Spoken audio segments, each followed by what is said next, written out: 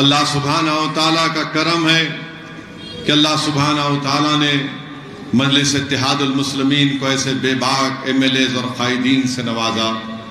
میری آپ سے گزارش ہے کہ آپ پہلے سے زیادہ تعداد میں بلکہ ایک تاریخی اکثریت کے ساتھ مجلس اتحاد المسلمین کے امیدوار کو چندرائن گٹے کے کامیاب اور کامران کرے۔ لوگ آئیں گے اور چلے جائیں گے میرے عزیز دوستوں اور بزرگوں، مگر جو کام اب تک اکبر الدین اویسی بحیثیت رکن اسمبلی چندرائن گٹے کے کیا، اس کا ریکارڈ کوئی نہیں پیش کر سکتا۔ 19 سال بھی کوئی چندرائن گٹے کے ایم ایل اے تھے، مگر ان کو یہ توفیق نہیں ہوئی کہ وہ یہاں کی عوام کے لیے تعلیم کے میدان میں ہو یا ایوان اسمبلی ہو یا ہر میدان میں کوئی اس طرح کا کام جو مجلس کے ایم ایل اے نے کیا۔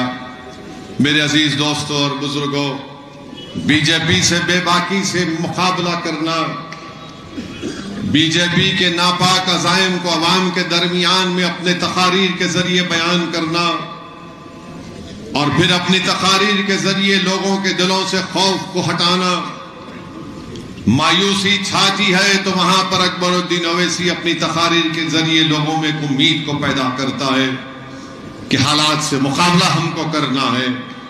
اور یہی وجہ ہے کہ یہ جو فاسسٹ طاقتیں ہیں، فرقہ پرست طاقتیں ہیں، جو یہ کانگریس پارٹی سیکولرزم کا ایک نقاب پہن کر پچھلے 65 سال سے اقلیتوں کو اور کمزوروں کو دھوکہ دیتی ہے، وہ اکبر الدین اویسی پر بے بنیاد الزامات لگاتی ہے۔ مگر جب ہم ان سے کہتے ہیں کہ آؤ چندرائن گٹا میں آ کر اکبر الدین اویسی کے کام کو دیکھو اور پھر سوالات کرو اور اپنے آپ سے پوچھو کہ کیا تم جو الزام لگا رہے ہو وہ محض حسد کی بنیاد پر نہیں ہے تو کیا ہے؟ میرے عزیز دوستوں اور بزرگوں، میری آپ سے اپیل ہے کہ 30 نومبر کے دن جہاں جہاں مجلس کے امیدوار ہیں، آپ پتنگ کے نشان پر بٹن دبا کر مجلس اتحاد المسلمین کو کامیاب اور کامران کرے۔ ایک جھوٹا الزام جو کانگریس اور بی جے پی مجلس کے نمائندے پر لگاتی کہ اکبر الدین اویسی صرف مسلمانوں کا کام کرتے ہیں اور دیگر مذاہب یا دیگر ہمارے ابنائے وطن کا کام نہیں کرتے۔ اللہ اگر ان کو دماغ دیا ہوتا تو وہ آ کر چندرائن گٹا میں دیکھتے کہ اگر اکبر الدین اویسی کسی دلت کے محلے میں جاتی ہیں، ہمارے ہندو بھائیوں کے علاقوں میں جاتے ہیں تو ان کا اس طرح سے استقبال کیا جاتا ہے کہ شاید ہی کسی کانگریس اور بی جے پی کے قائد کا کیا جاتا ہوگا۔ بہرحال میرے عزیز دوستوں اور بزرگوں، میری آپ سے گزارش ہے کہ اپنے اتحاد کو مضبوط رکھیے۔ مجلس پر حملے کیوں کیے جاتے ہیں، مجلس پر الزامات کیوں لگائے جاتے ہیں؟ اس لیے لگائے جاتے ہیں کہ کانگریس اور بی جے پی اس بات کو ماننے کو تیار نہیں ہے کہ ہم نے بھارت کے کونے کونے میں اقلیتوں کو لاچار کر دیا، اقلیتوں کو سیاسی طور پر یتیم بنا دیا، اقلیتوں کے دلوں سے جستجو اور لڑنے کے جذبے کو کم کر دیا، اقلیتوں کو ہم نے ہتھکڑیوں میں گولیاں مار کر ان کو ختم کر دیا، انکاؤنٹر کر دیا۔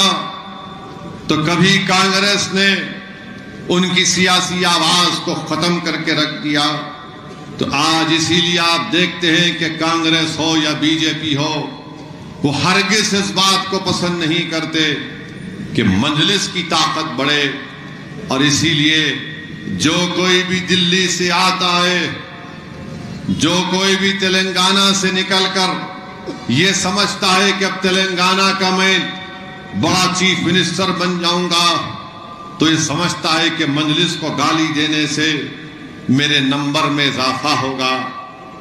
بہت سے آئے چلے گئے، یہ بھی آئیں گے اور چلے جائیں گے انشاءاللہ تعالی۔ مجھے یقین ہے کہ اللہ سبحانہ و تعالیٰ اپنے فضل اور کرم کے ذریعے، اللہ سبحانہ و تعالیٰ نبی کریم صلی اللہ علیہ وسلم کے صدقے اور طفیل میں ان تمام طاقتور باطل طاقتوں کے آگے بھی اللہ مجلس کو کامیاب کرے گا. اللہ باطل کو شکست دیتا آیا اور دیتا رہے گا، اور اللہ حق کو کامیاب کرے گا. آج آپ دیکھتے ہیں کہ وزیر اعظم مودی آتی ہیں تو مجلس پر کو تنقید کا نشانہ بناتی ہیں. کانگریس کا وہ راہل آتا ہے تو عجیب گفتگو کرتا ہے، مگر مجلس کو نشانہ بنایا جاتا ہے. کبھی یہ کہتے ہیں کہ ہم ان سے ملے ہوئے ہیں، کبھی وہ کہتے کہ ہم ان سے ملے ہوئے ہیں. اور میرا حال تو ایسا ہو گیا کہ سب لوگ میرے کو خرید کے بیٹھے ہیں، مجھے ہی نہیں معلوم کہ میں کس کے آگے بک چکا ہوں. ہر آدمی بولتا ہے کہ یہ ملے ہوئے ہیں، انہوں کہتے انہوں ملے ہوئے، انہوں کہتے انہوں میں ان سے ملا ہوا ہوں. ارے پیارے، میں کیا سب کا دولہا بھائی ہوں؟ کیا میں سب کا بھائی جان ہوں؟ کہ ہر کوئی بولتا کہ نہیں. میرے عزیز دو، اب تو بی جے پی کے نے ایک کارٹون بنایا. مجھے کسی اخبار کے صحافی نے کہا کہ میری فوٹو ڈال دیے، مجھے قاضی بنا دیے. مجھے قاضی بنا کر یہ بتایا جا رہا ہے کہ میں کانگریس اور ٹی آر ایس کی شادی کر رہا ہوں. ارے ایک میں پریشان ہوں بابا، میں کہاں قاضی بن سکتا ہوں؟ مگر فوٹو میری ڈالے تو معلوم ہوا مودی کی فوٹو اب کام نہیں کر رہی تلنگانہ میں بی جے پی کے لیے. تو معلوم ہوا کہ اسد الدین کی فوٹو لگائے تو ہی ان کو کچھ فائدہ ہونے کی امید ہے. لگاؤ پیارے، جب میری فوٹو تمہارے مودی کی فوٹو کام میں نہیں آ رہی، میری فوٹو تم لگانے پر مجبور ہو گئے، تو معلوم ہوا کہ ہم بھی تمہارے دولہے بھائی ہیں.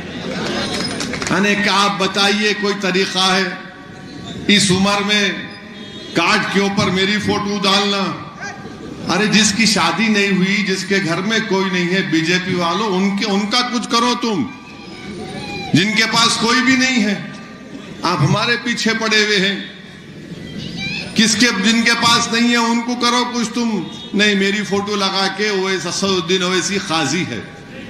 بابو، اگر ہم قاضی بن جائیں گے نا، بہت سخت فیصلے کرنا پڑے گا.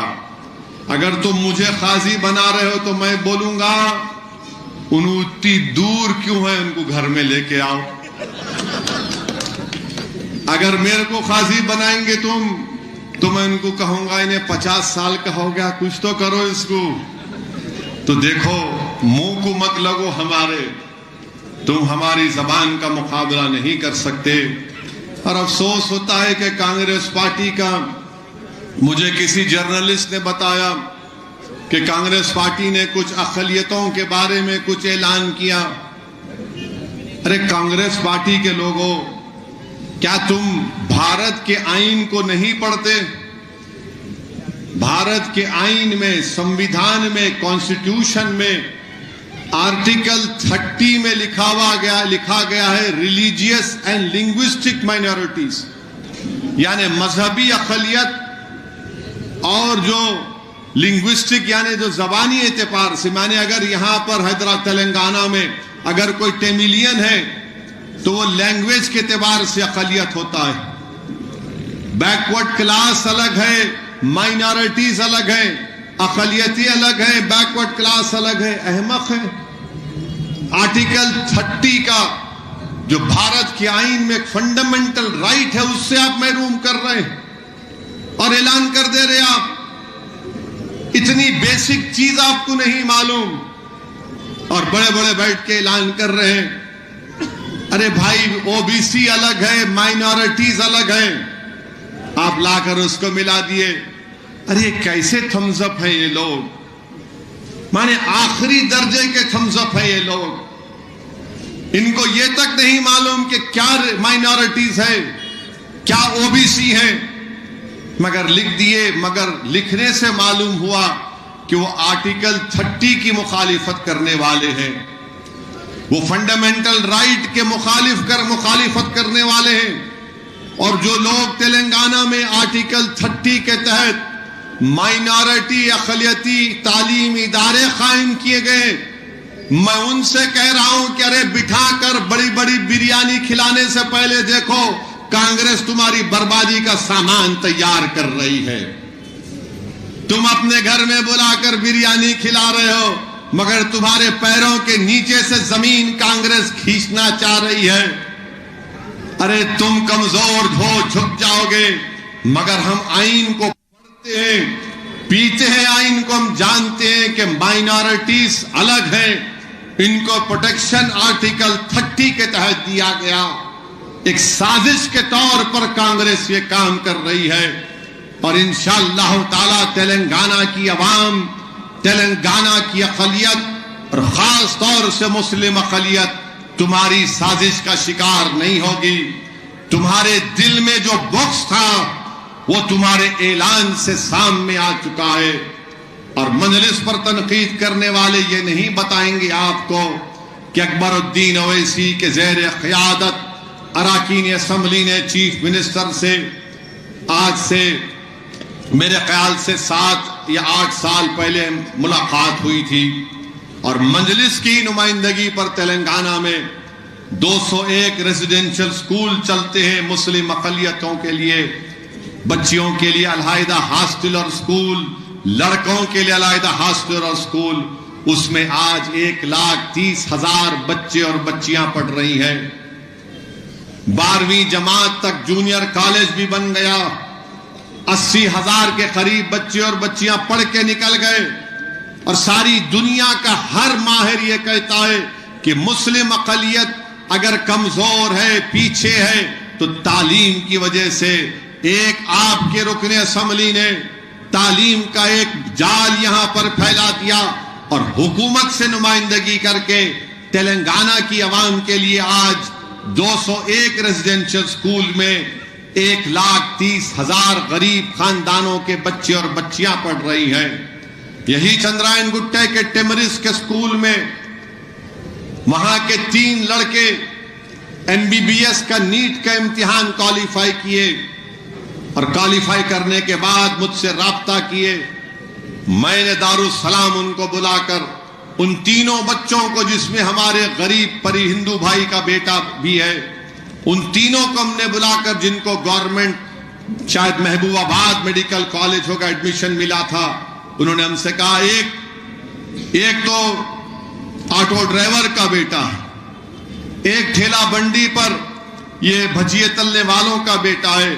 ان تینوں کو ہم نے بلا کر کہا کہ بیٹا 5 سال تمہارے تعلیم کے اخراجات مجلس اٹھائے گی، اور ان تینوں کو ہم نے 1 لاکھ روپے کا چیک دیا، ٹرسٹ سے دیا۔ میرے تم بھی پڑھنا، بچوں کو پڑھانا، چیخانے مارنا خالی، ان کو ہم نے دیا۔ اب آپ بتائیے مخالفین مجلس کے پاس کیا ہے؟ کچھ بھی نہیں ہے، صرف گالی دو، گالی دو، گالی دو، جھوٹ بولو، کرتے کراتے کچھ بھی نہیں، مگر صرف گالی دینا، اور دیکھو خالی تقاریر کرتے۔ ارے بابو، تقریر کرنا بھی بچوں کا کھیل نہیں ہے۔ ایک تقریر عوام میں ہوتی ہے، ایک تقریر الیکشن میں کی جاتی ہے، ایک تقریر اسمبلی میں ہوتی ہے، ایک تقریر پارلیمنٹ میں ہوتی ہے، اور الحمدللہ مجلس کا نمائندہ چاہے اسمبلی ہو، پارلیمنٹ ہو، اسمبلی کے انتخابی جلسے ہو، یا جلسے رحمت العالمین ہو، یا جلسے حالات حاضرہ ہو، مجلس کا مقرر اپنے منفرد طریقے سے اپنی بات کو رکھتا ہے۔ اور جتنے مخالفین مجلس ہیں، ان میں ایک ہی قابلیت ہے، جھوٹ بولو اور گالی دو، جھوٹ بولو اور گالی دو، ان کا کام صرف یہی ہے۔ اور ایسے 30 مار خواہ ہیں کہ فیس بک پہ لائیو آ کے شروع ہو جاتے، تو ان کا جواب بھی دے رہے۔ آج کوئی صاحب سے ملاقات ہوئی تھی میری، خامخواہ ملائے میرے کو، اس سے میرے کو نہیں معلوم، میں دیکھتے کہ شاٹ مارا ہاتھ میں، تم ہے بیچارے خاموش تھے آج۔ میں بولا خیر بہرحال وہ الگ طریقہ ہے، مگر میں تو یہ سمجھتا ہوں کہ قانون کے دائرے میں رہ کر مخالفین کا کپڑے اتارنا، ان کو ایکسپوز کرنا، الحمدللہ مجلس یہ کام کرتی آئی ہے۔ بہرحال مجھے ملک پیٹ میں بھی احمد بلالہ صاحب کی انتخابی مہم میں وہاں پر جا کر تقریر کرنا ہے، تو میری آپ سے گزارش ہے کہ آپ ہرگز یہ مت سمجھیے ارے الیکشن آسان ہے. میرے بھائی، آپ کو نکل کر ووٹ ڈالنا پڑے گا. آپ کو اپنی جماعت کو بھاری اکثریت سے کامیاب کرنا پڑے گا. بلکہ چندرائن گٹے کی عوام تو تلنگانہ کے پوری عوام کو ایک تاریخ بنا کر یہاں کے نتیجہ کو پیش کریے کہ سب سے بھاری اکثریت سے تلنگانہ کی 119 اسمبلی سیٹ پر اگر کوئی کامیاب ہوگا تو اس کا نام اکبر الدین اویسی ہوگا انشاءاللہ تعالی. تو میری آپ سے گزارش ہے کہ آپ 30 تاریخ کے دن ذرا صبح جلدی اٹھیے. انتظار مت کریے کہ ناشتہ کر کے جاؤں گا، ظہر پڑھ کے جاؤں گا، دوپہر کا کھانا پڑھ کے جاؤں گا، عصر پڑھ کے جاؤں گا. میرے بھائی، صبح میں اٹھو، اپنے افراد خاندان کو ساتھ میں لو، اور نوجوانوں سے اپیل کر رہا ہوں کہ پہلا اپنا ووٹ ڈالو، اور مجلس کے ذمہ داروں سے اپیل کر رہا ہوں کہ ہم کو پرامن طریقے سے انتخابی مہم کو چلانا ہے. آپ تمام کا بہت شکریہ. مجھے ایک اور جلسے میں جانا ہے اولڈ ملک پیٹ میں. میں آپ سے اجازت چاہوں گا. السلام علیکم.